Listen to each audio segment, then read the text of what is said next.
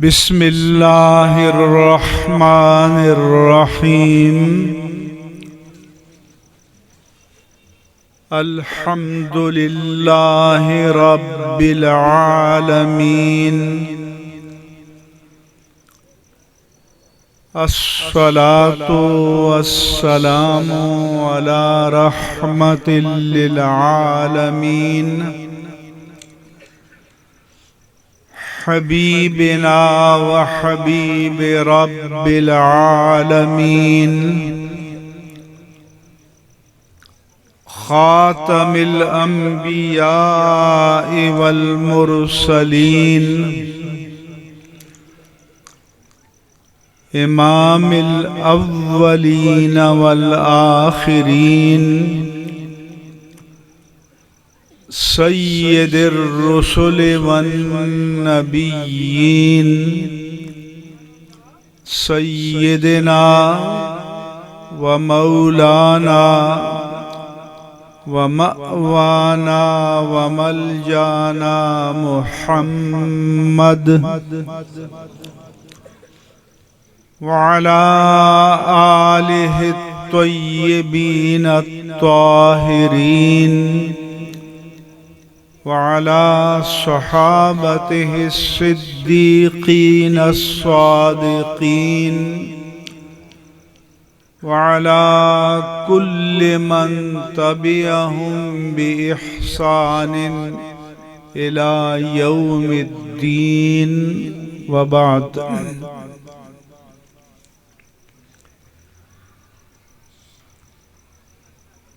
صدر مجلس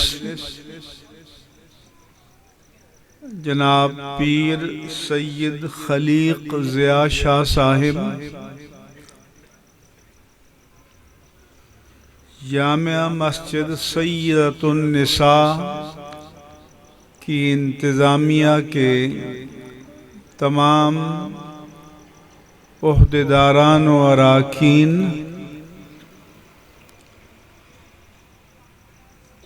اس پروگرام کے بانی پروفیسر علامہ محمد وقاص حسین فیضی صاحب اور بزم اصلاح امت جو اس آج کی مجلس کی میزبان ہے، اس کے تمام ذمہ داران و کارکنان، میرے ساتھ تشریف لائے ہوئے بلکہ مجھے لے کر آنے والے علامہ طاہر عزیز باروی صاحب، جو ناروے میں کافی عرصے سے دین کی دعوت و تبلیغ اور تدریس کے فرائض انجام دے رہے ہیں،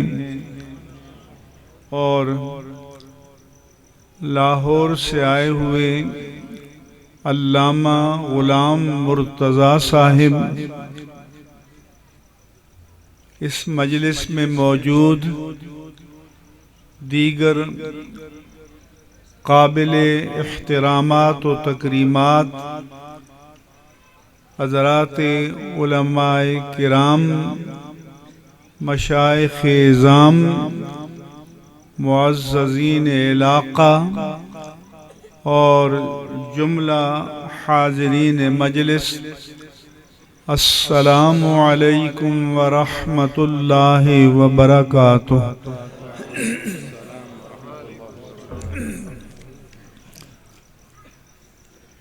ایک تو مجھے خوشی ہوئی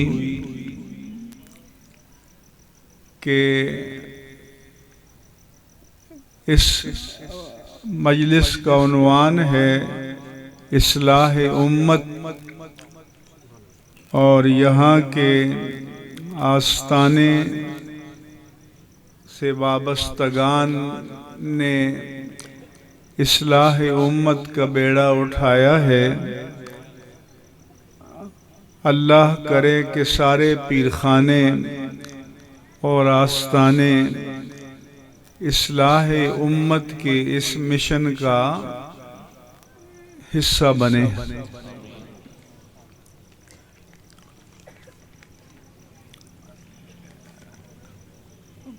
قرآن مجید میں حضرت شعیب علیہ السلام کے بارے میں اللہ تبارک و تعالی نے ارشاد فرمایا، ان اریدو الا الاصلاح ما استطعت وما توفیقی الا باللہ، کہ میں جہاں تک میری استطاعت ہے اصلاح چاہتا ہوں، اور اس کی توفیق اللہ کی ذات ہی سے نصیب ہو سکتی ہے۔ رسول اللہ صلی اللہ علیہ وآلہ وسلم نے فرمایا، الدین النصیحہ، دین خیرخواہی کا نام ہے۔ صحابہ کرام عرض کرتے ہیں، قلنا لمن یا رسول اللہ، ہم نے عرض کی کہ یا رسول اللہ کس کی اصلاح؟ تو آپ صلی اللہ علیہ وآلہ وسلم نے فرمایا، للہ وللرسول ولکتابہ ولأئمۃ المسلمین ولعامتہم، اللہ کی، اس کے رسول کی، اس کی کتاب کی، مسلمانوں کے حکمرانوں کی، اور تمام اہل ایمان اور امت کی اصلاح مراد ہے۔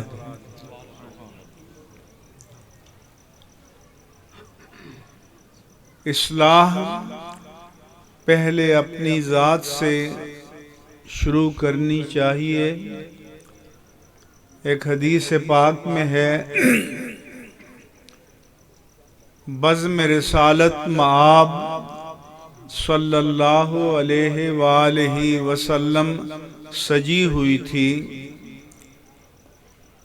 کہ آپ نے فرمایا، جو کسی جنتی کو دیکھنا چاہے ابھی تھوڑی دیر میں ایک شخص آئے گا، اس کو دیکھ لے۔ صحابہ کرام نے چند لمحوں بعد دیکھا کہ ایک انصاری صحابی وضو کر کے آ رہے تھے، وضو کا پانی ٹپک رہا تھا اور جوتے ان کے ہاتھ میں تھے۔ یہ بات آئی گئی ہوگی۔ اگلے دن پھر جب بزم رسالت سجی تو آپ نے فرمایا کہ جو کسی جنتی کو دیکھنا چاہے ابھی ایک شخص آئے گا، اس کو دیکھ لے۔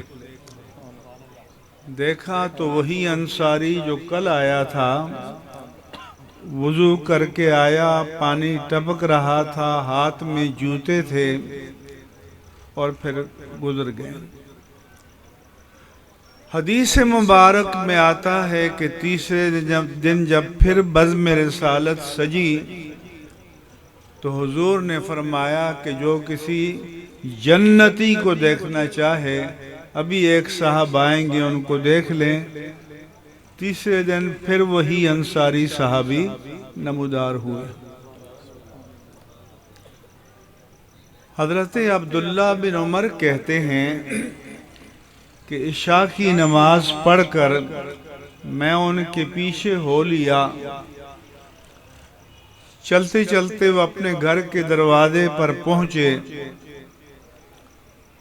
تو میں نے کہا کہ بھائی، گھر والوں سے کچھ کھٹ پٹ ہو گئی ہے، اور میں نے گھر والوں سے کہا ہے کہ 3 دن تک میں نہیں آؤں گا، کیونکہ 3 دن سے زیادہ تو قطع تعلق جائز نہیں ہے۔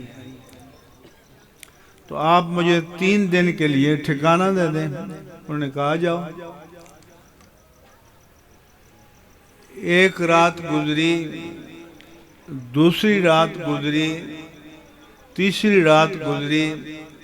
وہ بیان کرتے ہیں کہ میں دیکھتا تھا کہ رات کو عشاء پڑھ کے آ کے کچھ نوافل پڑھ کے سو جاتے، نیند میں آنکھ کھلتی تو ذکر کرتے، صبح تہجد کی نماز پڑھ کے مسجد نبوی میں جاتے، فجر میں شریک ہوتے۔ تو میں نے سوچا کہ یہ کام تو ہم سب کرتے ہیں، تو آخر خاص بات میں جاننا چاہتا تھا کہ یہ صحابی کیا کرتے ہیں کہ اللہ کے رسول نے 1 نہیں 2 نہیں 3 دن مسلسل ان کے جنتی ہونے کی شہادت دی۔ تیسرے دن میں نکلا تو میں نے کہا کہ بھائی میں نے بہانہ کیا تھا کہ گھر والوں کے ساتھ کھٹ پٹ ہو گئی ہے، ایسی کوئی بات نہیں تھی، میں تو اس لیے آپ کے ساتھ آیا تھا کہ اللہ کے پیارے حبیب نے 3 دن مسلسل آپ کے جنتی ہونے کی بشارت دی، تو میں جاننا چاہتا تھا کہ آپ کرتے کیا ہیں جو ہم نہیں کرتے، کہ آپ کو حضور نے فرمایا کہ جنتی ہے جنتی ہے جنتی ہے۔ انہوں نے کہا کہ میں تو ویسا ہی ہوں جیسے آپ نے دیکھ لیا، کوئی خاص بات نہیں۔ حضرت عبداللہ فرماتے ہیں کہ میں چل پڑا، تھوڑی چند قدم چلا تھا کہ انہوں نے بلایا کہ بھائی ذرا سا بات سن لو۔ میں واپس آیا تو انہوں نے کہا کہ ایک بات ہے کہ رات کو جب میں سوتا ہوں تو میرے دل میں کسی کے لیے کینہ نہیں ہوتا۔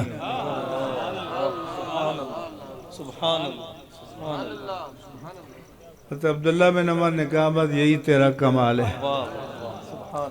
تو پہلے آپ نے دل پہ ہاتھ رکھیں اور سوچیں کہ کوئی ایک رات بھی ایسی ہم سوئے ہیں کہ دل میں کسی کے لیے کینہ نہ ہو، بغض نہ ہو، عداوت نہ ہو، حسد نہ ہو۔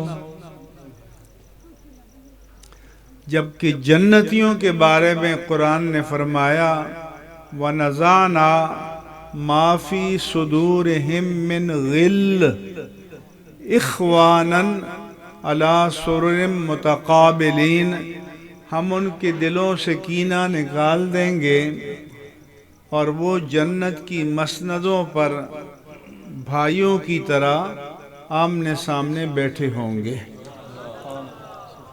تو اصلاح کا پہلا قدم تو یہ ہے، پہلا زینہ یہ ہے کہ اپنے دلوں کو دوسرے بھائیوں کے لیے صاف کر دو۔ کینے سے، بغض سے، حسد سے، نفرت سے دلوں کو صاف کرو، دل کے آئینے کو صاف کرو۔ کیوں؟ کہ ان چیزوں سے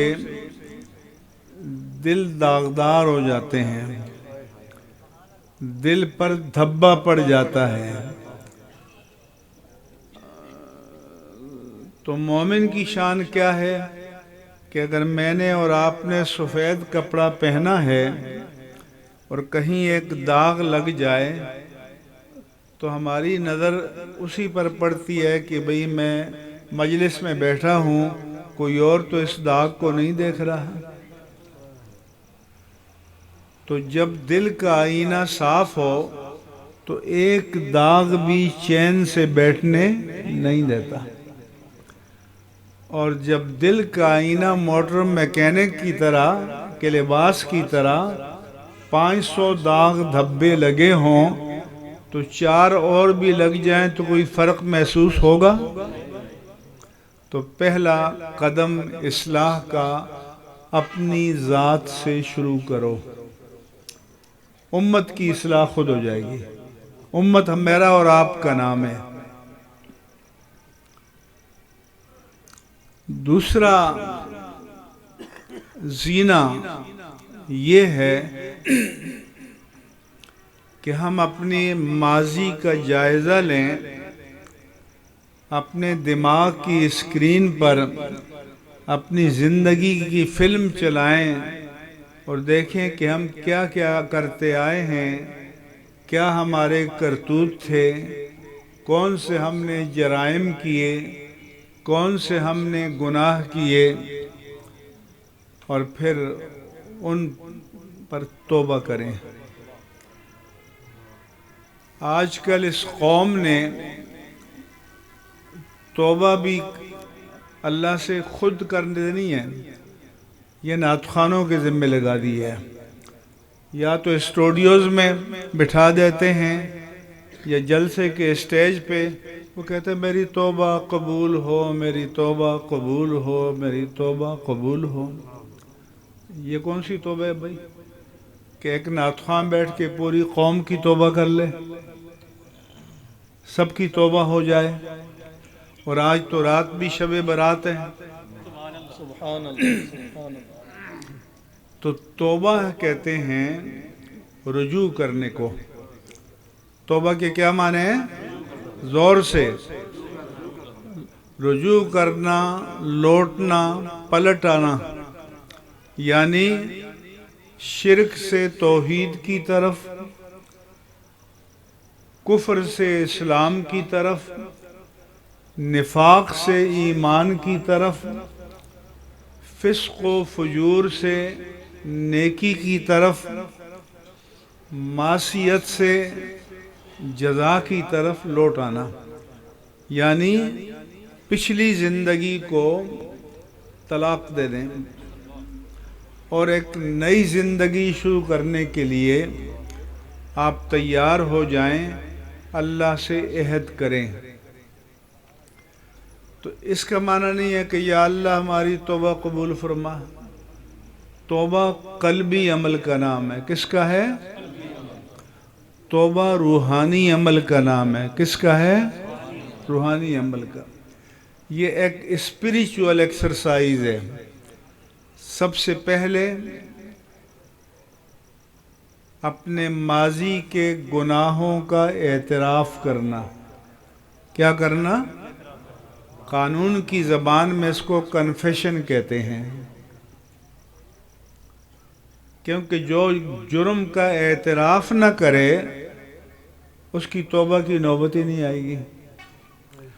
پہلے اپنے رب کے حضور اپنے آپ کو مجرم کے طور پر پیش کرے اور اپنے جرائم کا، گناہوں کا اعتراف کرے، پھر اس لیے فرمایا کہ من طرف ذنبہ فقد تاب توبۃ، جس نے گناہ کا اعتراف کر لیا تاب اللہ علیہ، اس کی توبہ قبول ہو جائے گی، خالی خولی نہیں۔ پھر دوسرا درجہ اس پر نادم ہو، شرمندہ ہو، شرمسار ہو، آنکھوں سے آنسو جاری ہو جائیں، تو حضور نے فرمایا الندم التوبہ، توبہ رب کے حضور ندامت کا نام ہے، شرمندگی کا نام ہے، شرمساری کا نام ہے، کہ آپ اپنے بڑے کے سامنے جرم نہیں کر سکتے تو رب کائنات کے سامنے کیسے کرتے ہیں؟ تو نادم ہونا دوسرا درجہ۔ تیسرا درجہ ہے معافی مانگنا۔ کیا ہے؟ معافی مانگنا۔ آج کل یہ لیڈر جتنے ڈرامے باز ہیں کہتے ہیں میری اس بات سے کسی کو تکلیف ہوئی ہو تو معذرت چاہتا ہوں۔ معذرت نہیں، معافی۔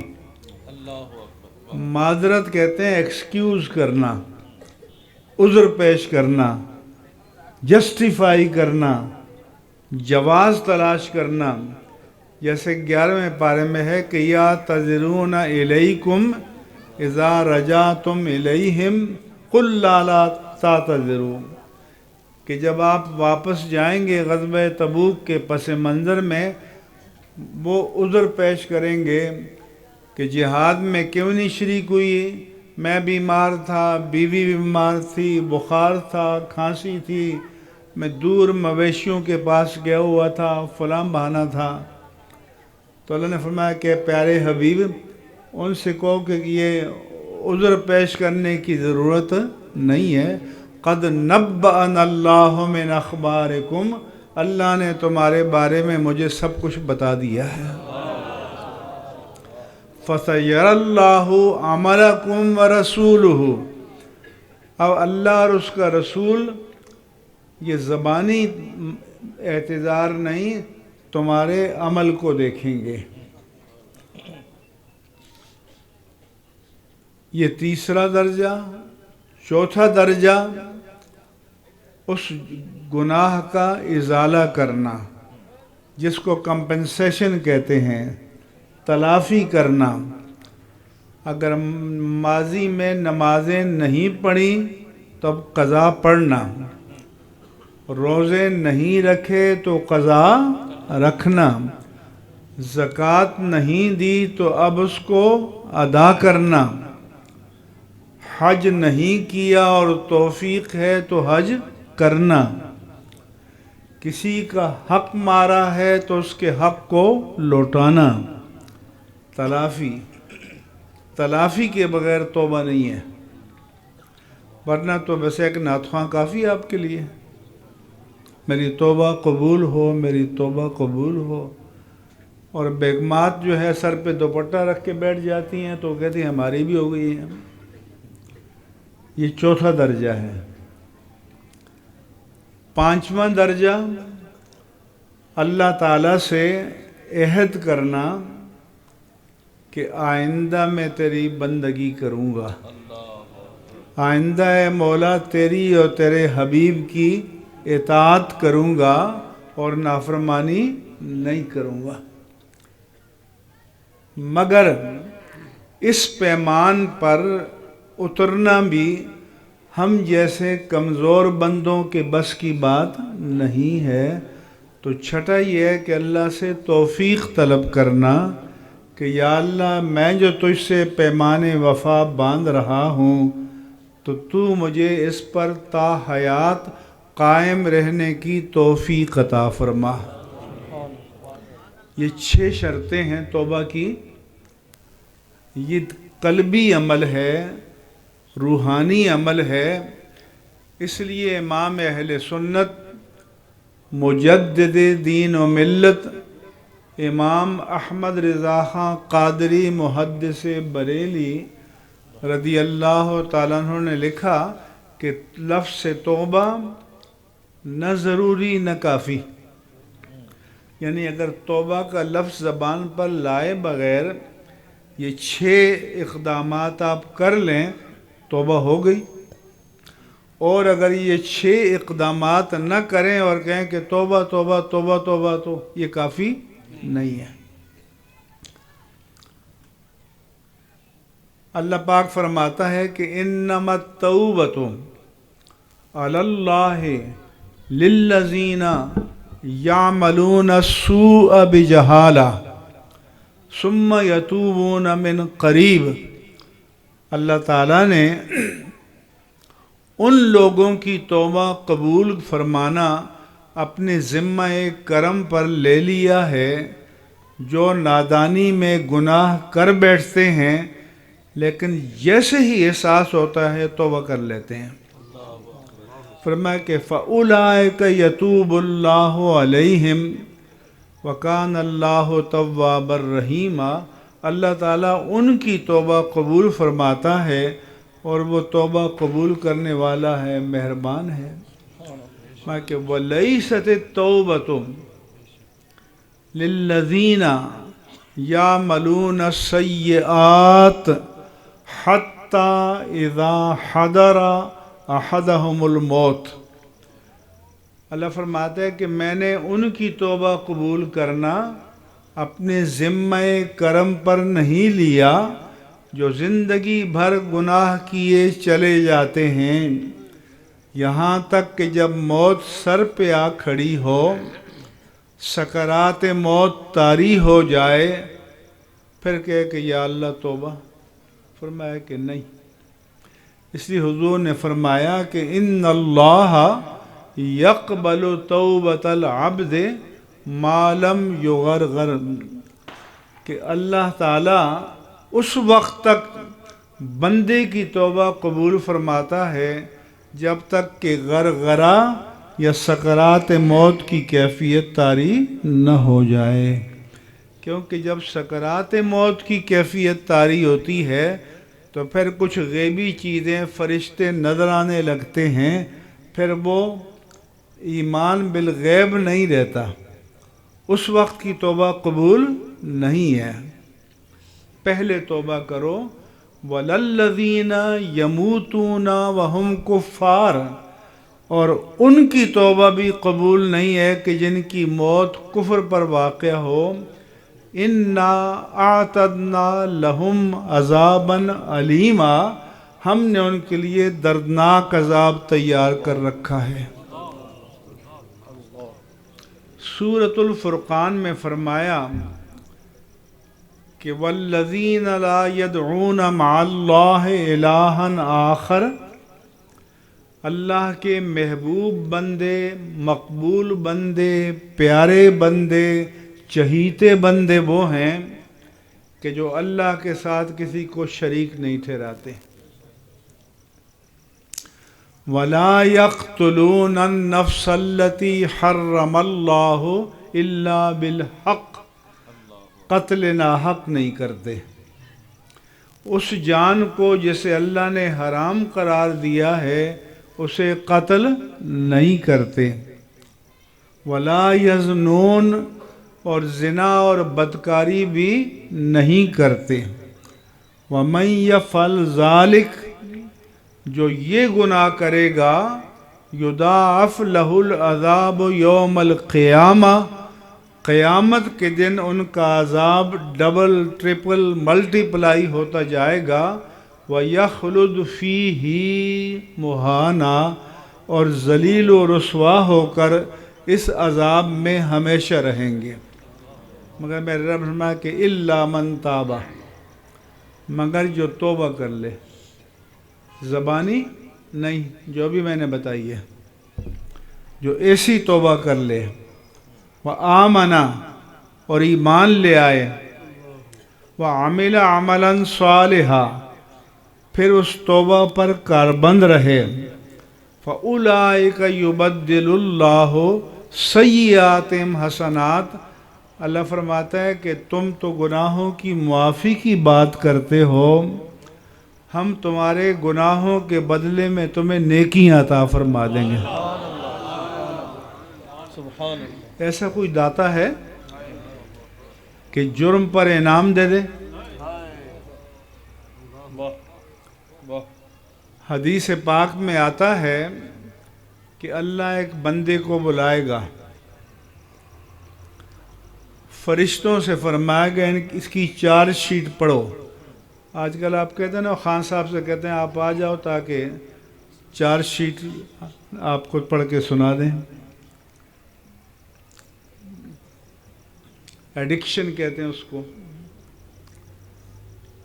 تو فرشتے ان کے گناہ پڑھنا شروع کریں گے، تم نے یہ کیا، یہ کیا، یہ کیا، وہاں تو انکار کی مجال نہیں ہوگی، اعتراف کرے گا کہ کیا کیا کیا، چھوٹے چھوٹے گناہ لسٹ میں آئیں گے، ان کا اعتراف کرے گا اور دل میں تمنا کرے گا کہ وہ جو میرے بڑے جرائم ہیں کاش کہ وہ ریکارڈ پر نہ آئیں۔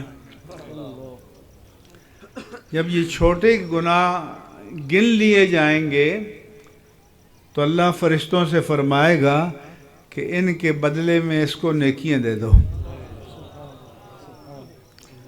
اب بندہ تو حریص ہے، سیلفش ہے، خود غرض ہے، اب جب وہ دیکھے گا کہ اللہ کی کہ بحر عطا اپنی جولانی پر ہے تو عرض کرے گا یا اللہ میرے بڑے بڑے گناہ تو لسٹ میں آئی نہیں ابھی. تو حضور نے فرمایا کہ حضور نے ضحک فرمایا حتیٰ بدت نواجذہ، یہ زندگی میں چند مرتبہ آپ نے فرمایا کہ آپ کے اطراف کے دندان مبارک بھی نظر آ گئے. تو میرے عزیزو، اگر آج ہی آپ یہ عہد کر لیں تو پھر سوچیں کہ رب کتنا کریم ہے، اللہ کتنا رحیم ہے، سبحان کتنا مہربان ہے. اللہ. دوسری حدیث میں ہے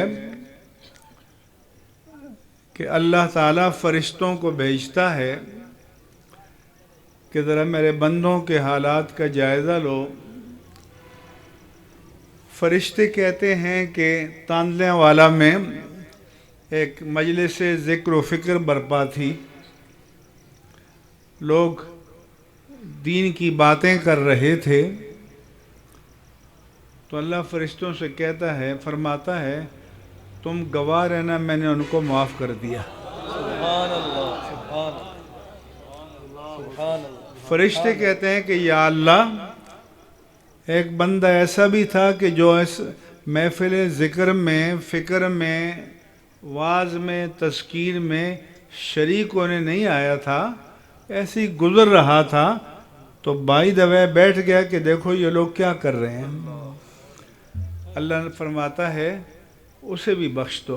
سبحان اللہ. کیوں کہ وَهُمْ قَوْمٌ لَا يَشْقَى بِهِمْ جَلِيسُهُمْ، یہ میرے ذاکرین ایسے میرے محبوب بندے ہیں جو ان کے قریب بیٹھ جائے تو وہ بھی بدبخت نہیں رہتا. سبحان اللہ. ایک اور حدیث پاک میں ہے کہ اللہ جب بندوں کے حالات پوچھتا ہے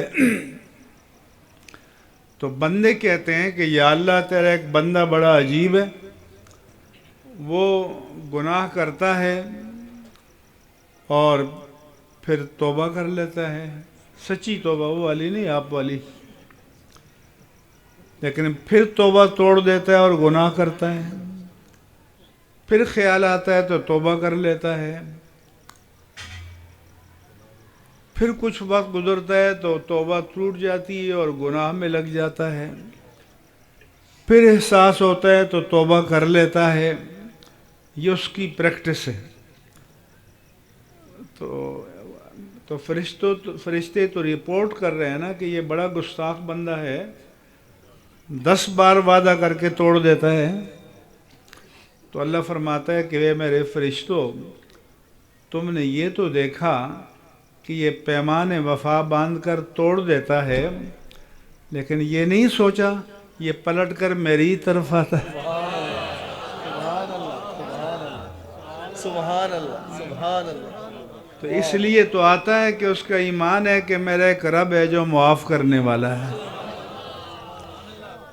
اس لیے اللہ کی رحمت سے کبھی مایوس نہیں ہونا چاہیے.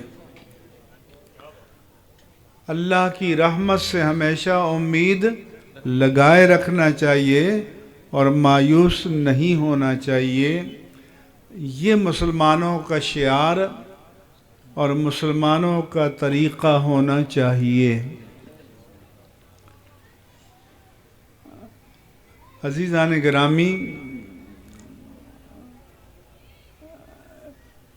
ہمارے ہاں فضائل کی تقریریں بہت ہوتی ہیں، خوش بھی ہوتے ہیں، آپ نعرے لگاتے ہیں، لیکن اصلاح کی کم ہوتی ہیں کیونکہ وہ آپ کو پسند نہیں ہے. فضائل میں تو آپ اچھلتے ہیں، عرش پہ پہنچ جاتے ہیں.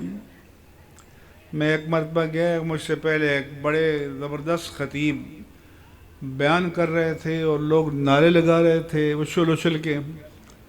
میری باری آئی تو میں نے کہا کہ حضرت نے آپ کو عرش پہ پہنچا دیا تھا، اب ذرا فرش پہ اتر آئیے تاکہ میں آپ کو کچھ حق اور سچ باتیں بتا سکوں اور سنا سکوں.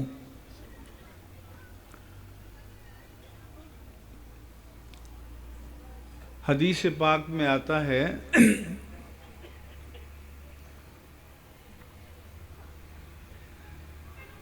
اللہ تبارک و تعالی ایک بستی ہے جس میں سب باغی ہیں، اور آج کل آپ ہمارا حال بھی من حیث القوم کیا ہے؟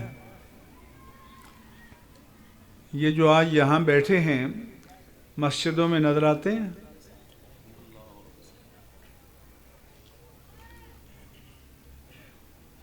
اگر یہ آئیں تو مسجدوں میں جگہ نہ رہے، بے شک تو اللہ فرماتا ہے کہ فرشتے سے اقلب مدینۃ قضا و قضا باہلھا، اے میرے فرشتے فلاں بستی بڑے نافرمانوں کی ہے، اس بستی کو اس کے رہنے والوں سمیت الٹ دو، خاتمہ کر دو۔ فرشتہ عرض کرتا ہے کہ ان فیہا رجلا لم یاسک طرفۃ عین، یا اللہ اس بستی میں تیرا ایک ایسا ولی پارسا نیک بندہ ہے جس نے پلک جھپکنے کے برابر بھی کبھی تیری نافرمانی نہیں کی، اس کے بارے میں کیا حکم ہے؟ اللہ فرماتا ہے کہ اقلب علیہ وعلیہم، اے میرے فرشتے اس سمیت بستی کو الٹ دو۔ وہ خود اللہ اللہ تو کرتا رہا، لیکن اس کے سامنے میری حدود کو پامال کیا جاتا تھا۔ فَإِنَّهُ لَمْ يَتَمَعَّرْ فِيَّ قَطُّ، اس کو پل بھر بھی غیرت نہیں آئی کہ یہ اللہ کی حدود پامال ہو رہی ہیں، کسی کو روکتا کسی کو ٹوکتا۔ تو تبلیغ دوری کرنا تو آسان ہے کہ دروازہ کھٹکھٹایا کہ نماز پڑھنے آ جائیں، وہ آ گیا تو مہربانی، نہیں آیا تو چل دیے۔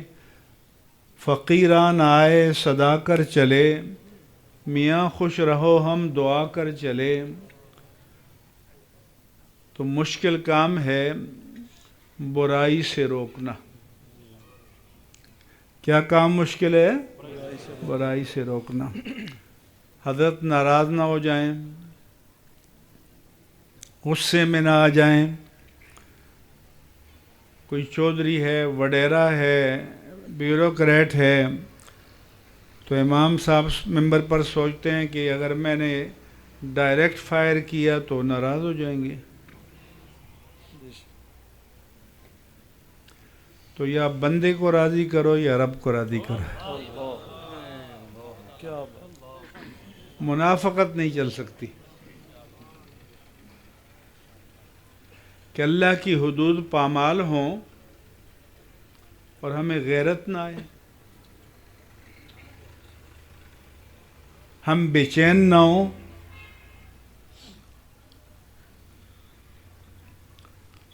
دوسری حدیث میں ہے ایک شخص نے امیہ بن ثعلبہ خشنی سے پوچھا، یہ جو قرآن مجید میں ہے کہ لا یضرکم من ضل اذا اہتدیتم، کہ تم اگر خود رائے راست پر ہو تو کوئی بھٹکتا ہے بہکتا ہے تمہیں کوئی نقصان نہیں ہے،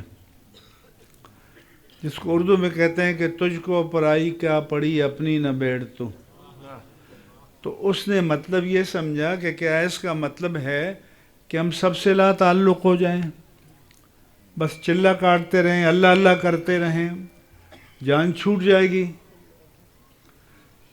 تو امیہ بن ثعلبہ خشنی نے کہا کہ تمہارے ذہن میں جو سوال پیدا ہوا وہ میرے ذہن میں بھی پیدا ہوا تھا، اور میں نے کائنات کے سب سے باخبر شخصیت تاجدار کائنات سے پوچھا کہ یہ جو اللہ فرما رہا ہے اس کے کیا معنی ہیں؟ حضور نے فرمایا بل ائتمروا بالمعروف ونہوا عن المنکر، تمہیں الگ تھلگ نہیں رہنا، کٹ کے نہیں رہنا، تم نیکی کا حکم دیتے چلے جاؤ اور برائی سے روکتے چلے جاؤ۔ ہمارا حال تو یہ ہے کہ اگر اس رات کو، جس کا نام ہے شب براءت، اور براءت کے معنی ہے آگ سے بیزاری، جہنم سے بیزاری، اس کے معنی یہ ہے اگر بچے محلے کے پٹاخے بجا رہے ہیں، آگ سے کھیل رہے ہیں، تو کوئی نہیں کرے گا کہ بیٹا مہربانی کرو، یہ تو آگ سے پناہ مانگنے کی رات ہے، آپ آگ سے کھیل رہے ہو۔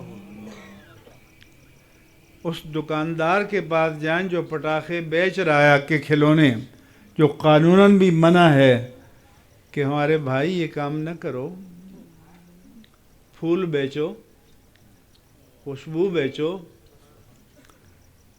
آگ کے کھلونے تو نہ بیچو، یہ تو آگ سے پناہ مانگنے کی رات ہے۔ تو بل تمروا بالمعروف، نیکی کا حکم دیتے چلے جاؤ، ونہو عن المنکر، برائی سے روکتے چلے جاؤ۔ میرے آقا و مولا صلی اللہ علیہ وآلہ وسلم نے فرمایا کہ لا تعلق بن کر مت رہو۔ یہ سب میرے آقا کی امت ہمارے بھائی ہیں، ہمارے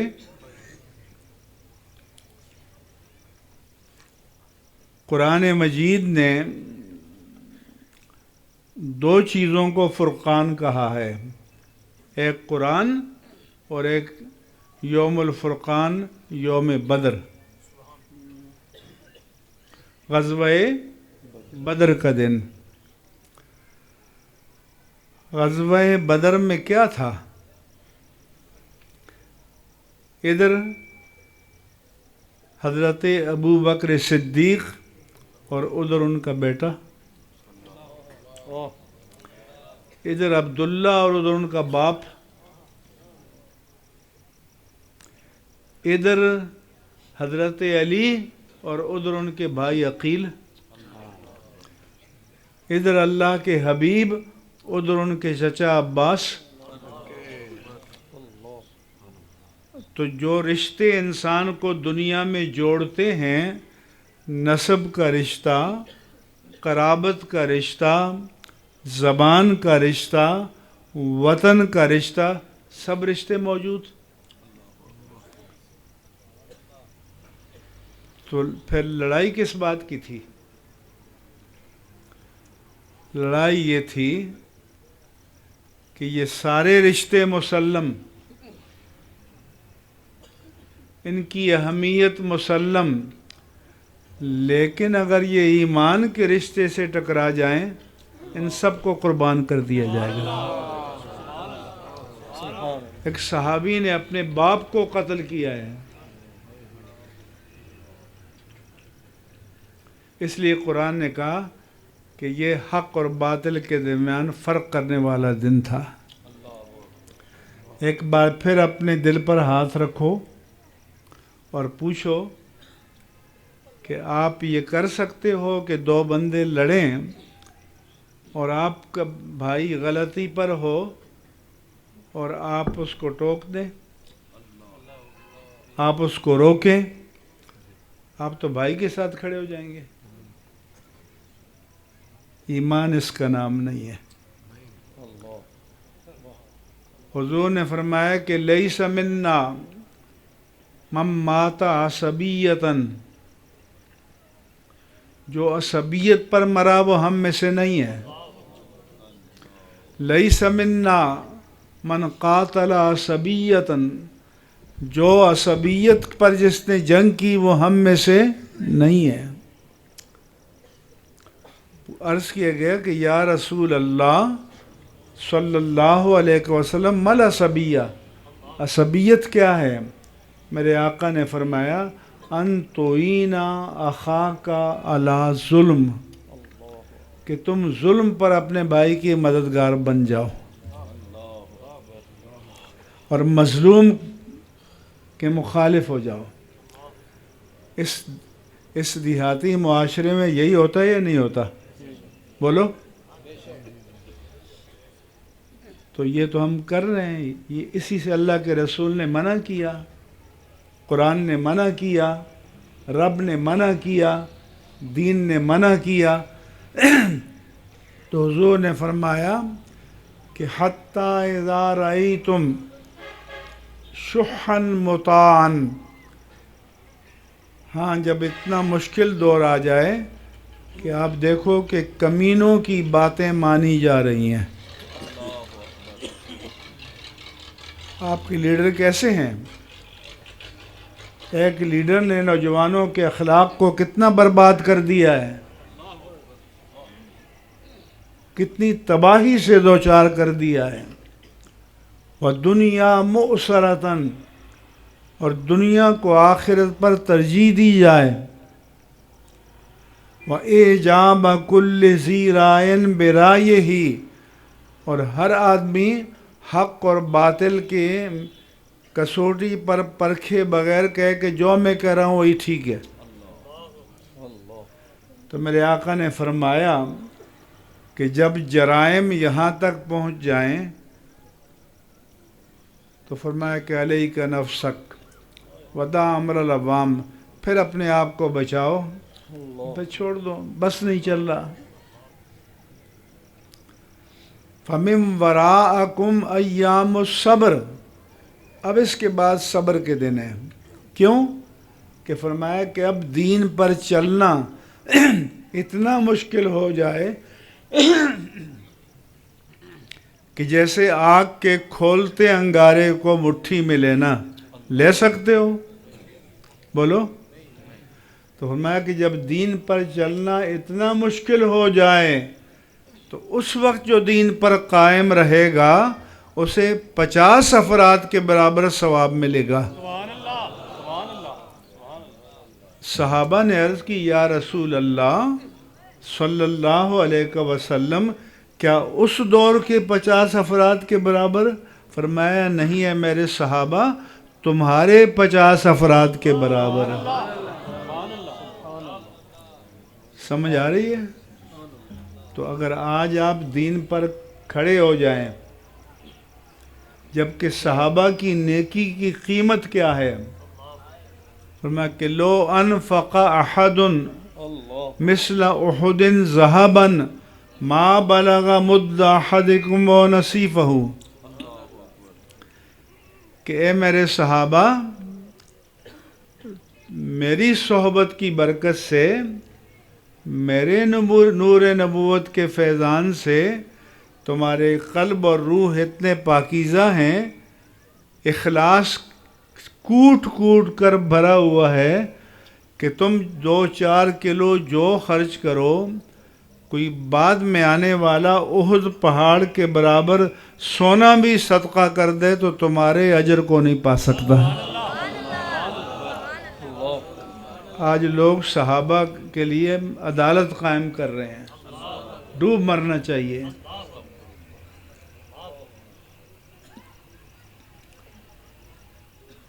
تو حضور نے فرمایا کہ اے صحابہ، تمہارے 50 کے برابر، جو جتنے مشکل دور میں دین پر قائم رہے گا اتنا ہی بڑا اس کا اجر ہوگا.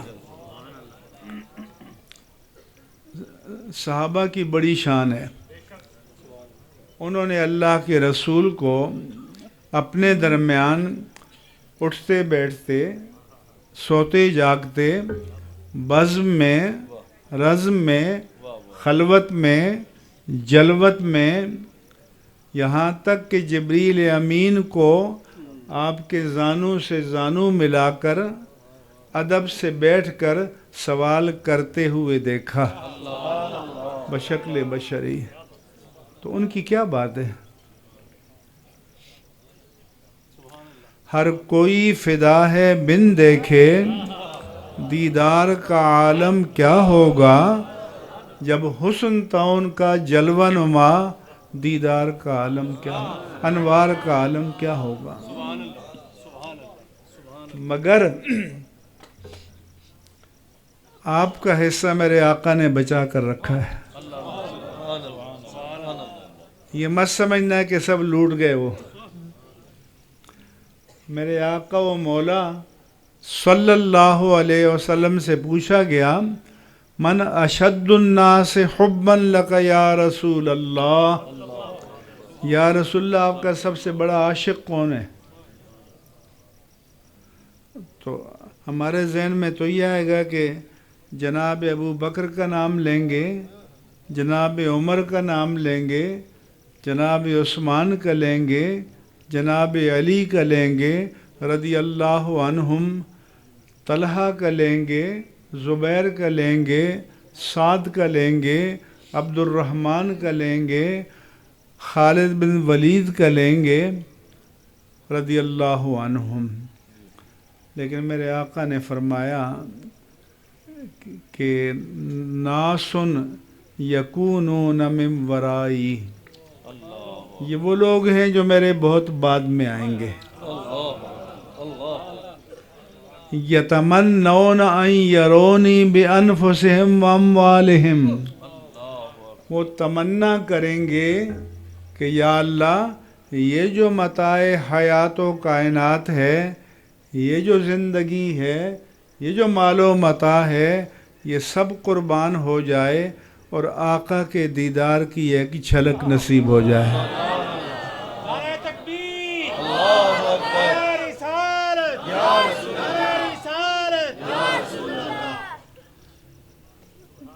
دوسری حدیث میں فرمایا کہ طوبیٰ لمن رآنی و آمن بی و طوبیٰ سبع مرات لمن لم یرنی و آمن بی.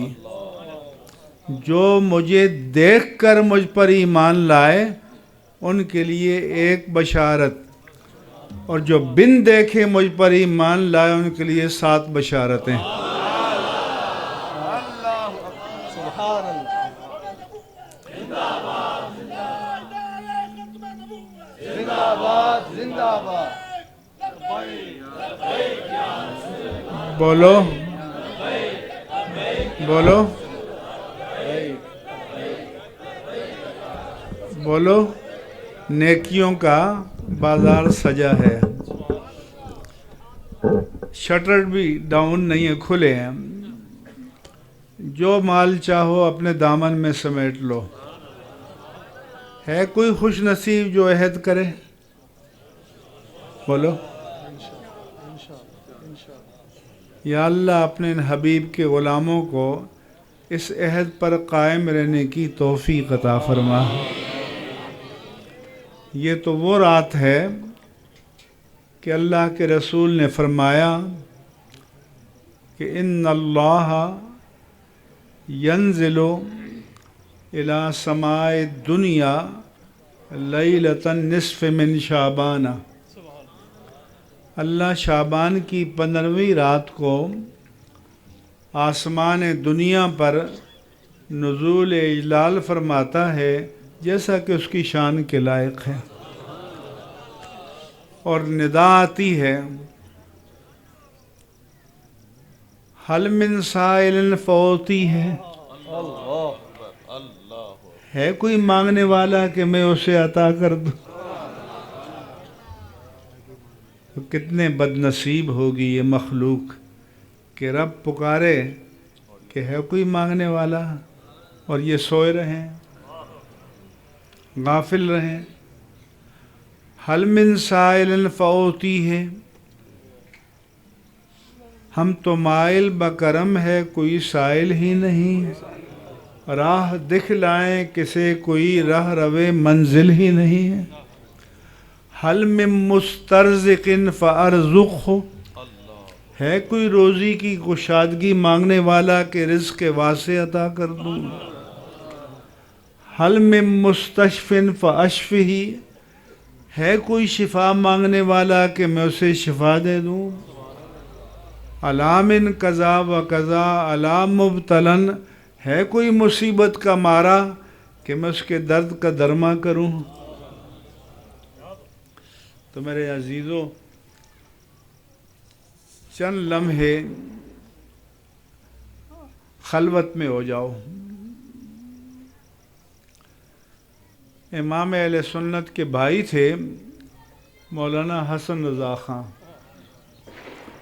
انہوں نے نعت کا ایک شعر کہا کہ دل میں ہو یاد تیری اور گوشۂ تنہائی ہو، ایسی خلوت میں عجب انجمن آرائی ہو. یا رسول اللہ صلی اللہ علیہ وسلم، دل میں آپ کی یاد ہو، تنہائی میں بیٹھا ہوں اور آپ کے ساتھ جو مجلس سجے، کیا بات ہوگی اس کی. دل میں ہو یاد تیری اور گوشۂ تنہائی ہو، ایسی خلوت میں عجب انجمن آرائی ہو. تو امام اہل سنت کے خلیفہ صدر الافاضل علامہ سید محمد نعیم الدین مراد آبادی نے ایک اور انداز سے کہا کہ سارا عالم ہو اور دیدۂ دل دیکھے تجھے. واہ واہ واہ ماشاء اللہ. سارا عالم ہو اور دیدۂ دل دیکھے تجھے، انجمن گرم ہو اور لذت تنہائی ہو. سمجھ آ رہی ہے؟ واہ نہیں آ رہی؟ واہ واہ واہ. سمجھ آتی تو 10 فٹ اچھل جاتے آپ. وہ کہتے ہیں کہ کائنات کی ساری بزم سجی ہو، رنگینیاں ہوں، رعنائیاں ہو، آب و تاب ہو، چمک دمک ہو، کشش کا سامان ہو، لیکن نظروں میں کوئی نہ جچے. ہائے ہائے. نظروں میں جچے تو رخ مصطفیٰ جچے. واہ واہ. یہ ہزاروں ہوں لیکن لگے کہ کوئی بھی نہیں ہے، میں ہوں اور میرے آقا ہیں. اس لیے اصلاح اپنی ذات سے، پھر گرد و پیش سے، پھر ماحول سے، پھر محلہ ہے، بستی ہے، قصبہ ہے، شہر ہے. اپنا اپنا حصہ ڈالنا چاہیے. ہم اپنے بچوں کو نہیں کہہ سکتے.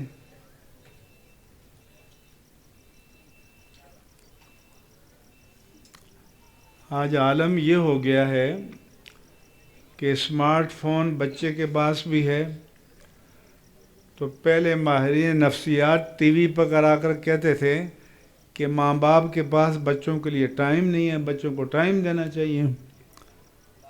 اور آج بچوں کے پاس ماں باپ کے لیے ٹائم نہیں ہے. آپ بچے کو بلائیں تو وہ اپنے اس میں لگا رہے گا. مہربانی کرو اپنے بچوں کو مسجد میں لے کر آؤ. جو مسجد کے آداب کو نہیں سمجھتے ان کو نہیں، لیکن جو باشعور ہیں ان کو مسجد میں لاؤ. ان کو اپنے ساتھ کھڑا کر کے نماز پڑھنا سکھاؤ، ان کو عادی بناؤ. آپ کہتے ہیں قاری صاحب آئیے ختم پڑھ لیجئے، مولانا صاحب آئیے ختم پڑھ لیجئے. کیا ہماری مائیں بہنیں ان کو درود پاک بھی نہیں آتا؟ سورہ فاتحہ بھی نہیں آتی؟ تینوں قل بھی نہیں آتے؟ اگر آپ یہ مائیں، یہ بہنیں اپنے بچوں کو سونے سے پہلے لے کر بیٹھ جائیں اور کہیں کہ بیٹا درود پڑھو، فاتحہ پڑھو، 3 بار قل پڑھو اور آؤ اس کا ثواب اللہ کے حبیب کو ہدیہ کرتے ہیں. آپ کے وسیلے سے اپنے ماں باپ، دادا دادی، نانا نانی جو ایمان کے ساتھ چلے گئے ان سب کو بخشتے ہیں. وَبِرَحْمَتِكَ يَا أَرْحَمَ الرَّاحِمِينَ. 5 منٹ لگیں گے اس پر. لیکن جب آپ اپنی زندگی میں کبھی بھی یہ نہیں کریں گے گھر میں، تو کل آپ کے اولاد کو آپ یاد رہیں گے. وہ کہیں گے یہ اچھا کام ہوتا تو ہمارے ماں باپ نہ کرتے. اس لیے امیر المومنین حضرت علی المرتضیٰ رضی اللہ تعالیٰ عنہ سے روایت ہے کہ جو مسلمان قبر پر جائے تو پہلے تو یہ قبر پر جانے کے آداب سمجھو. پائنتی کی طرف سے جاؤ اور قبلے کی جانب پیٹھ کر کے میت کے سرہانے کھڑے ہو جاؤ تاکہ آپ اور میت فیس ٹو فیس ہو جائیں گے، رو برو. ایک مرتبہ میں مدینہ منورہ گیا ہوا تھا تو ہم باہر نکلے گنبد خضرا کے سامنے. میں نے دعا شروع کر دی تو بے شمار پاکستانی ہمارے، کوئی عالم عرب سے آئے، کوئی ادھر سے گئے، کوئی یورپ سے، دعا میں شریک ہو گئے. تو وہاں کا جو متوع وغیرہ ہوتے ہیں انہوں نے پکڑ کے مجھے قبلے کی جانب کیا. میں نے کہا بھئی یہ کیا کیا آپ نے؟ کہنے لگے دعا قبلے کی جانب کرنی چاہیے. میں نے کہا جمعے کا دن تھا، آپ کے خطیب منبر پر خطبہ دے رہے تھے، خطبے میں دعا مانگ رہے تھے اور پیٹھ قبلے کی جانب تھی. تو آپ نے پکڑ کے پلٹ دیا ہوتا. تو میں نے کہا خطیب قبلے کی جانب پیٹھ کر کے جو خطاب کرتا ہے، رخ ان کی طرف کرتا ہے، تو یہ ان کے احترام میں، ان کے سامعین کے، تو اگر سامعین کے احترام میں قبلے کی جانب پیٹھ کر کے دعا جائز ہے تو تاجدار کائنات کے احترام میں جائز نہیں ہوگی.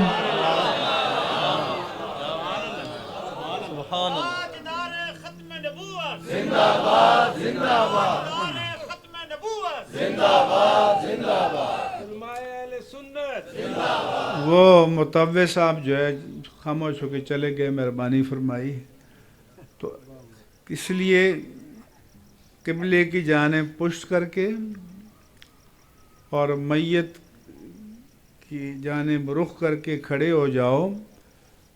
تو امیر المومنین علی المرتضیٰ رضی اللہ تعالی عنہ نے فرمایا کہ ایک بار فاتحہ اور 11 مرتبہ قل شریف پڑھو تو پہلے ثواب اپنی میت کو بخشو، جتنے رشتہ دار ہیں ان کو بخشو، اور پھر یہ کہو کہ یا اللہ اس قبرستان میں جتنے مومنین مومنات دفن ہیں سب کو اس کا ثواب عطا فرما. تو انہوں نے لکھا کہ سب کو پورا ثواب ملے گا اور پڑھنے والے کو سب کے مجموعی ثواب کے برابر ثواب ملے گا. کیونکہ جب اللہ دیکھے گا کہ یہ بندہ ہو کر بخشش پہ آ گیا ہے تو میں تو اس کا رب ہوں. بزرگوں کے مزار پر جائیں تو اسی طرح فاتحہ پڑھیں. امام اہل سنت سے پوچھا گیا کہ قبر کو بوسہ دے سکتے ہیں بزرگ کی؟ فرمایا کہ لِكُلِّ فَنٍ رِجَال وَلِكُلِّ رِجَالٍ مَقَال وَلِكُلِّ مَقَالٍ مَجَال وَلِكُلِّ مَجَالٍ مَحَال. اس میں علماء کی رائے دو طرح کی ہے، لیکن عوام کے لیے احوط انتہائی محتاط مشورہ یہ ہے کہ قبر کو بوسہ نہ دیں، کیونکہ بوسہ دیں گے تو سجدے کی طرف چلے جائیں گے. کھڑے ہو کر فاتحہ پڑھو، ایصال ثواب کرو. فرمایا کہ چوکھٹ کو ہاتھ لگانا ہو تو لگا سکتے ہو، قبر کا طواف بھی نہیں کر سکتے. طواف صرف بیت اللہ کا عبادت ہے.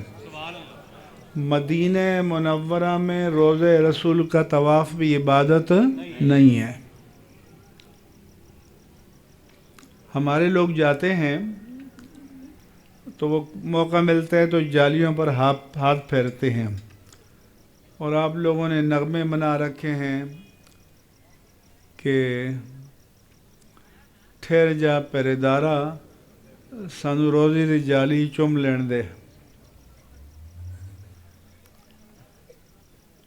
وہ جو متوع ہیں وہ تو کہتے ہیں بدعت ہے، مت ہاتھ پھیرو. امام اہل سنت نے فرمایا کہ ادب کا تقاضا یہ ہے. اللہ. کس کا؟ کہ 4 ہاتھ کے فاصلے پر کھڑے ہو. روضہ رسول پر مواجہہ اقدس میں ادب کا تقاضا یہ ہے کہ 4 ہاتھ کے فاصلے پر کھڑے ہو. انہوں نے کہا کہ درد غم آگیں اور صوت غم آگیں چشم نمناک، یعنی دل درد سے بھرا ہو، آنکھوں سے آنسو رواں ہوں، نگاہیں نیچی ہوں، آواز پست ہو، کیونکہ حضور کی آج بھی قبر میں اپنی حیات کے ساتھ ہیں. تو آج بھی وہی ادب ہے جو حیات ظاہری میں تھا. تو میں کہ آنکھیں نیچی کر کے پست آواز سے صلاۃ و سلام عرض کرو، پھر حضور کے وسیلے سے دعا مانگو.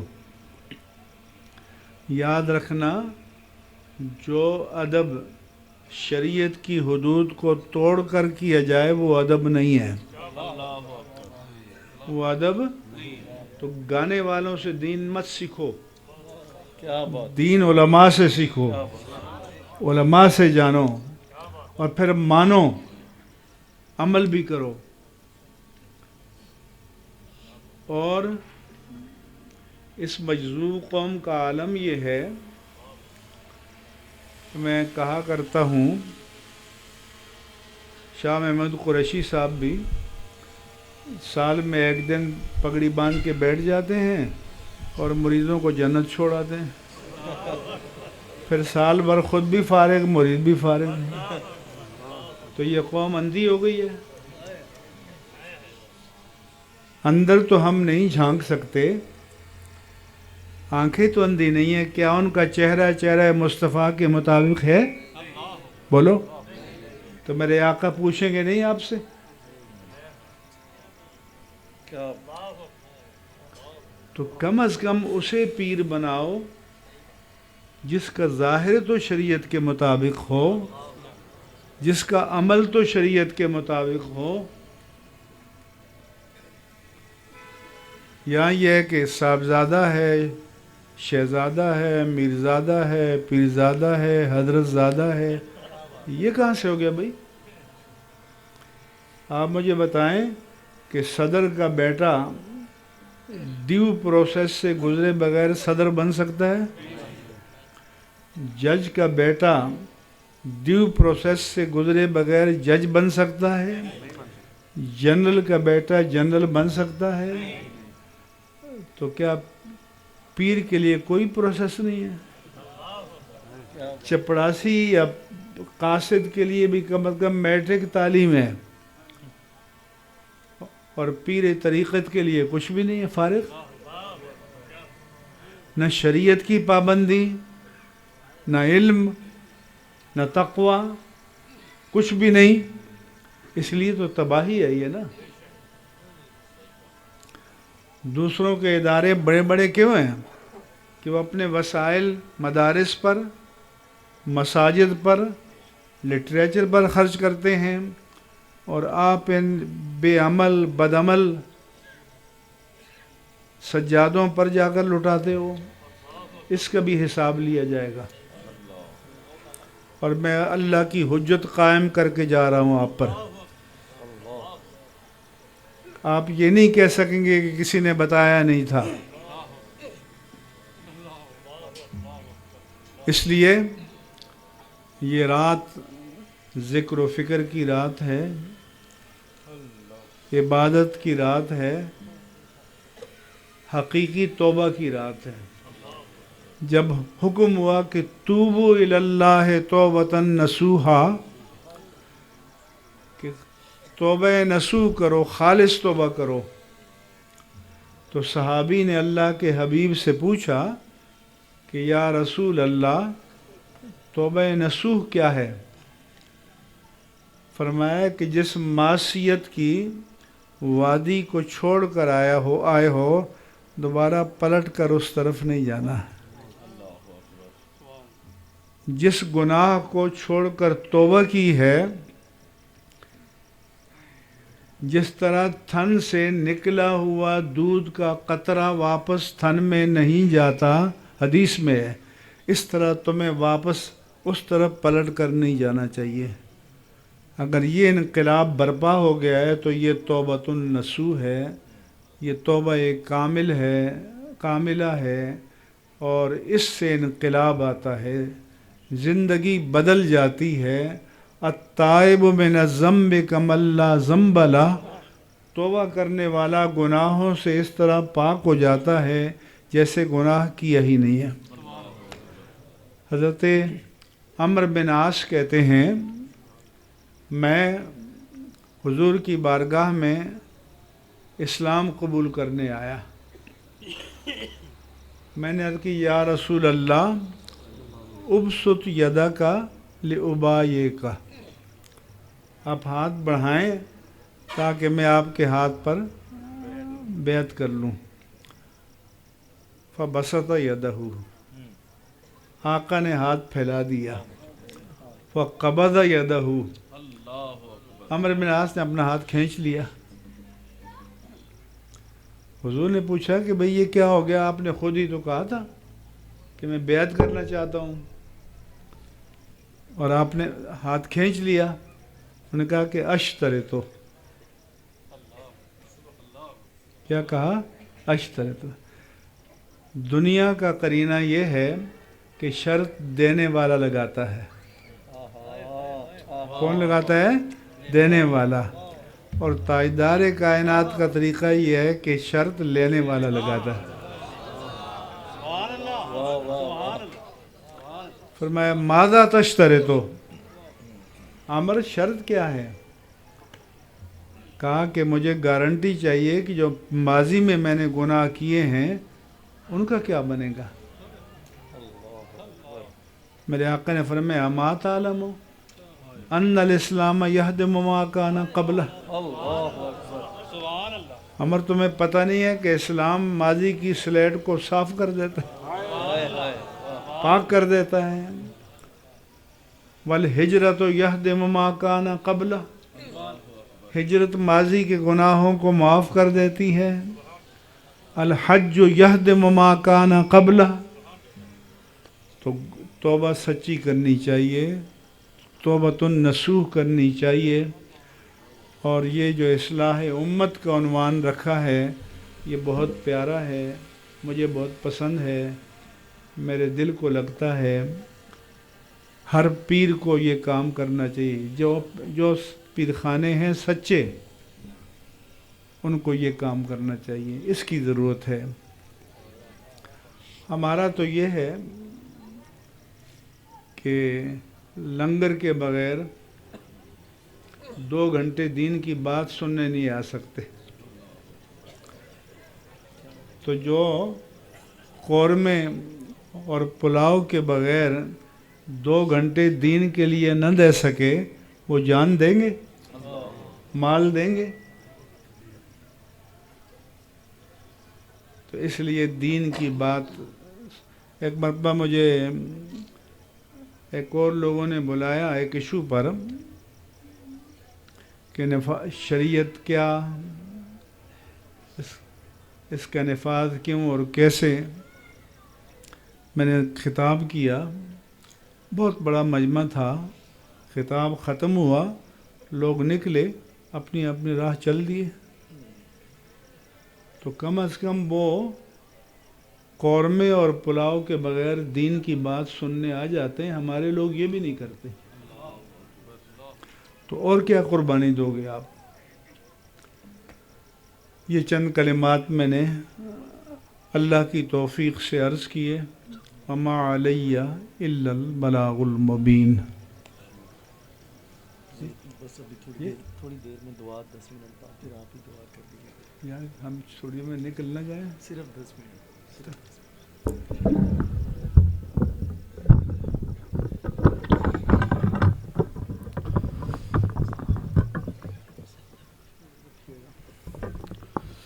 بسم اللہ الرحمن الرحیم. زندگی کی جو ایک تمنا تھی کہ قبلہ مفتی اعظم پاکستان تشریف لائیں اور اپنے بیانات. ایک مسئلہ اور بھی بتا دوں. امام اہل سنت نے لکھا ہے کہ جن کے ذمے بہت ساری نمازیں ہوں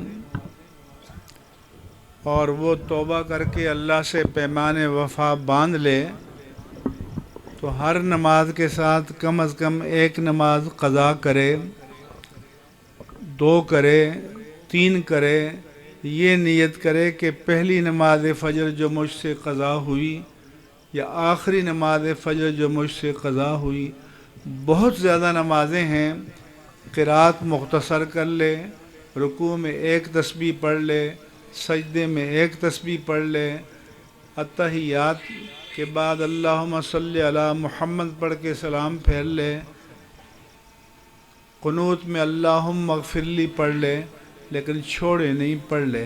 اس کو پریکٹس نہ بنائے, لیکن بہت ضروری نمازیں ہیں تو قضا ضرور کرے. عصر کے بعد, فجر کی فرائض کے بعد نوافل پڑھنے کی اجازت نہیں ہے, قضا پڑھ سکتے ہیں. صبح صادق اور فجر کے فرض کے درمیان 2 سنتوں کے علاوہ کوئی نفل نہیں, لیکن قضا اس وقت بھی پڑھ سکتے ہیں. اس لیے قضا نمازیں پڑھنا اپنی عادت بنائیں. مہربانی آپ کی.